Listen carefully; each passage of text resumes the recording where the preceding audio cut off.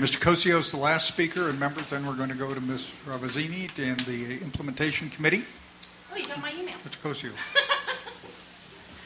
I'm kind of between levee districts here. I was down in Contra Costa County looking at a levee crack. I came up here, sat here for a few minutes, and I got to be across the river over near Clarksburg looking at another problem in a few minutes. So I don't have a whole lot of time, but I wanted to address this issue real quick.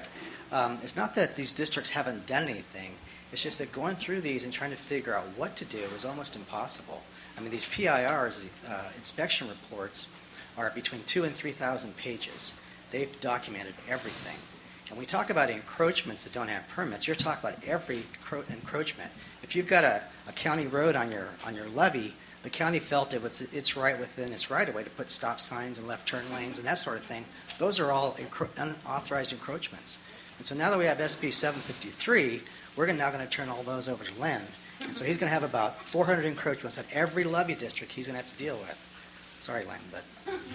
And then the other thing is the vegetation variance. We didn't know where that was going. That's where we're kind of waiting, because that's a big one on some islands like Grand Island, where there's just trees that have been there for 100 years, 150 years.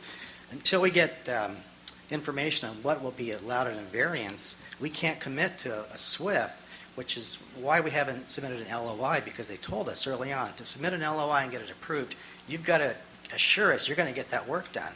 And we don't know if we can cut down 10,000 trees or not. And there's kind of a discrepancy on what is actually a levee risk.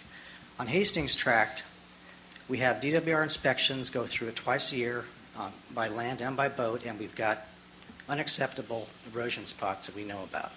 To fix those is about $700,000, which is within the budget of the district because they have the levee subventions program. This PIR said 90% of the levee along Cash Slough and Lindsay Slough are eroded. They're not, according to DWR, but to fix 90% of the levee is about $10 million. So we're trying to balance. We know we can do $700,000, $10 million. You know, how do we do that? It's impossible. Yeah, we don't even see the erosion there. I was at an out briefing this week, and one of the issues they're dinging Pearson District on around Cortland is you can't see the riprap. Well, you can't see the riprap because this was a site fixed by the Corps of Engineers after the 2006 flood, and because they had to get permits or approval from Fish and Wildlife Service, NOAA Fisheries, they covered the riprap with dirt to make it look nicer. Well, the first 5 minutes, the tide goes up and down, all that dirt within the tidal range is gone, but the stuff near the higher end of the rock is still there. And so now they want me to go out and assure them that the rock is still there. So somehow I've got to stick a probe down on every one of these sites and assure them this rock is still there. I mean, it isn't eroded. They just can't see it, even though when they placed it there, they covered it purposely so you wouldn't see it. So there's just a lot of issues like that. It's not that we I look forward with the wild enthusiasm for dealing with all these issues. So that's all I have to say, because I've got to run. But thank you, Mr. Cosio. Okay,